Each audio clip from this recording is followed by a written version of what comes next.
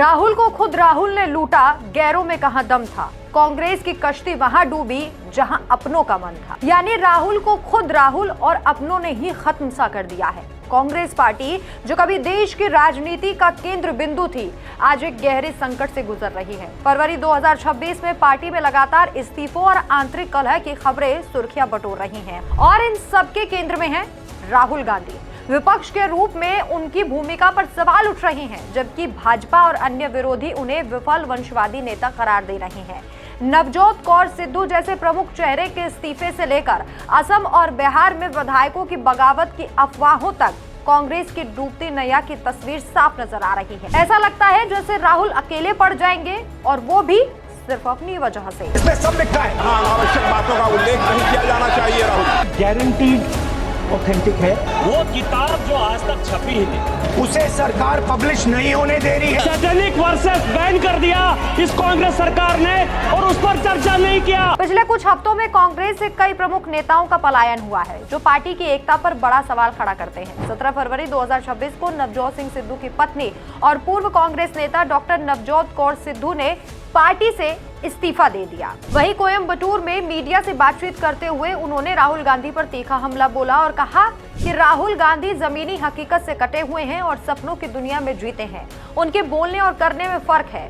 पंजाब में कांग्रेस को खत्म किया जा रहा है। उनके द्वारा नियुक्त लोग टिकट बेच रहे हैं और भ्रष्टाचार कर रहे हैं। सिद्धू ने यह भी आरोप लगाया कि वे पिछले 8 महीनों से राहुल से मिलने की कोशिश कर रही थी, लेकिन समय नहीं मिला। उनका सबसे कड़ा बयान था, अगर आपको पता नहीं कि आपके नीचे क्या हो रहा है तो मुझे माफ करें, आप उस कुर्सी के लायक नहीं हैं। इसके उलट उन्होंने पीएम मोदी की तारीफ की, उन्हें आध्यात्मिक और क्लीन इमेज वाला नेता बताया। इस इस्तीफे के बाद कांग्रेस ने उन्हें पार्टी से निष्कासित कर दिया, लेकिन इससे पार्टी की छवि को झटका लगा है। वहीं दूसरी तरफ वरिष्ठ नेता मणिशंकर अय्यर ने लात मारने की बात कह रहे हैं।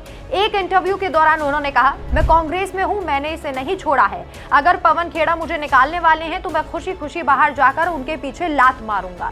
ये अकेला मामला नहीं है। बिहार में कांग्रेस के 6 नवनिर्वाचित विधायकों के भाजपा में जाने की अफवाहें फैली, हालांकि पार्टी ने इन्हें खारिज किया। इन विधायकों ने दिल्ली में मल्लिकार्जुन खड़गे और राहुल गांधी से मुलाकात की, लेकिन इससे संकट की गहराई साफ झलकती है। राहुल गांधी पर व्यक्तिगत हमले भी अब तेज हो गए हैं। भाजपा सांसद निशिकांत दुबे ने लोकसभा में राहुल की सदस्यता समाप्त करने की मांग की।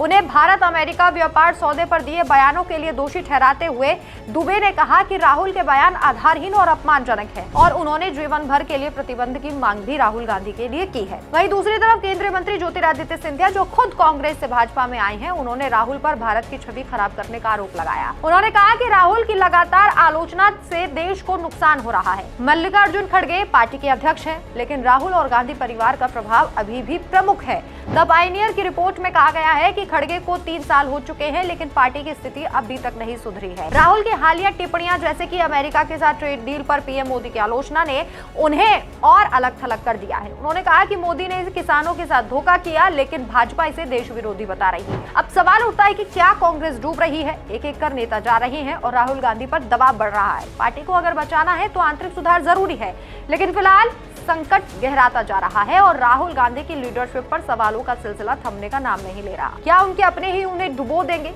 ये तो समय बताएगा, लेकिन हाँ, 2026 के चुनावों से पहले कांग्रेस को बड़ा फैसला लेना ही होगा और लगातार जिस तरीके से अपने ही राहुल गांधी को बार बार धो रहे हैं, इससे एक बात तो सिद्ध हो चुकी है कि कहीं ना कहीं राहुल के अपने ही उनके सबसे बड़े दुश्मन बन बैठे हैं। आपकी क्या राय है? कमेंट करके अपनी राय जरूर बताएं। नमस्कार।